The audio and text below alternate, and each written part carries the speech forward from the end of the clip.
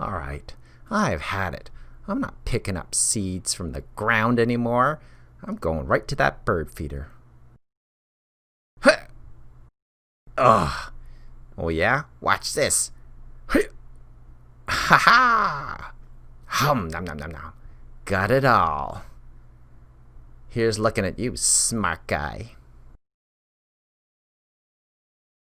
What you gonna do about it?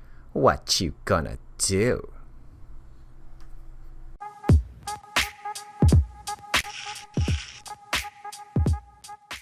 In 4 years, I haven't seen a squirrel go up this baffle. But how this video started was, I was trying to see how far squirrels could jump. So I set up the swing set, which is about the same height as the top of the feeder, just to see how far the squirrels could jump. Now this squirrel I recognize because it has a scraggly little part of its tail closer to the base. She, as I identified later, was quite the little acrobat. At first, very tentative, but then later was a great jumper. And she was the only squirrel that I witnessed that would jump from the swing set to the feeder. Once I took the swing set away, she still had that urge to get up there. Now before, I don't think she realized she could get up there.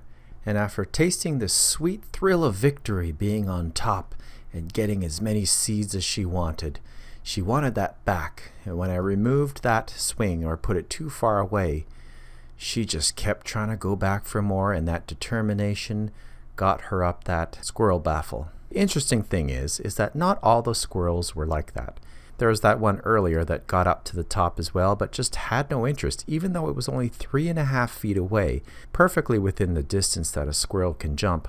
But no desire. And even watching that other squirrel go up, the other squirrels didn't even think about it. They just kept staying on the ground and doing what they do.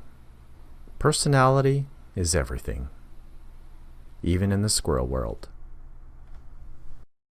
Well, I got severely sidetracked after I learned that my baffle stopped working, at least for one of the squirrels. I heard that these gray squirrels can jump from the ground up to about 5 to 6 feet, and they don't like jump more than about 7 feet across, and they don't want to drop more than about 9 feet from, say, a tree branch down to the feeders. I've heard other things like 10 feet they can jump across, so I thought for the first distance I'd try something very easy for them, 3.5 feet. I set it up close enough that I think the squirrels would get used to that and realize it's an easy jump, and then get used to the fact that they're going to have to jump further and further as I move it away. For the first morning, not much. Squirrels checking it out, but not even going up. Later that evening, a raccoon decides to walk around my yard. Pretty early for a raccoon around here, but anyway, kind of interesting. And the second morning, that's when the action starts to happen. Black squirrel decides to climb up, but for some reason, even though it's only 3.5 feet, it doesn't jump. And it does this a couple times.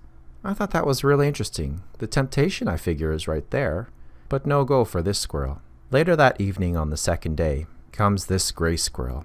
And this is the gray squirrel that finally defeated my squirrel baffle. 3.5 feet, no problem. Just jumps across and has a buffet. They emptied that feeder out completely. Now the other squirrels get to watch this one jump across and pretty much just pillage the entire feeder. They reap the benefits because it drops a lot of seeds down on the ground. But I find it interesting that none of them decide to copy that squirrel. So I decide on about 6 feet, and I figure that's getting closer toward the limit. And I wanted to see if this gray squirrel could actually make that jump. And more importantly, would the other squirrels follow suit? And as I've already shown, and as you'll see here, no problem. That gray squirrel, at first, a little tentative, kind of measuring it up.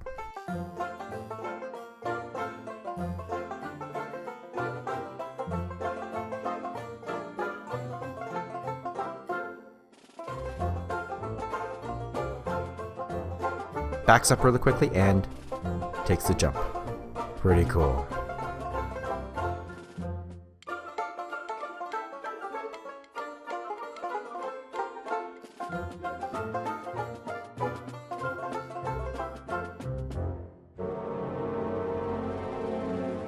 And it's pretty cute. It eats it in all different positions and even upside down. After this, I decided, okay, so I move it out a little bit further past its range. So around 8 feet to 9 feet away. And this finally shut them down. No more jumping, and for about a week, nothing ever tried again. Until that's when I found out that this gray squirrel could bypass the squirrel baffle that I made.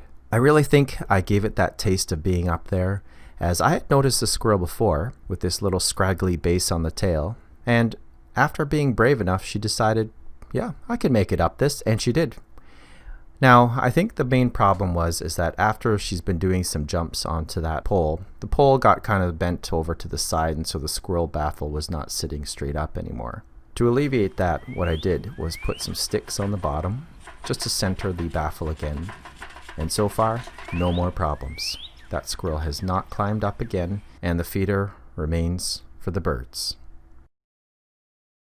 So it really goes to show you that every squirrel, every animal is quite unique. Some are driven and some are not. The same goes with the many mousetraps that I've made. Some try to get out and some just decide, okay, that's it. You can't become complacent with anything that you make, as eventually one of them will figure it out.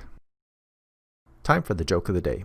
What did the buffalo say to his son when he left for school? Bison. Get it? Bison. Bison. Woohoo! That was a doozy. Anyway, thanks for watching, and I hope to see you in the next Ladybug adventure.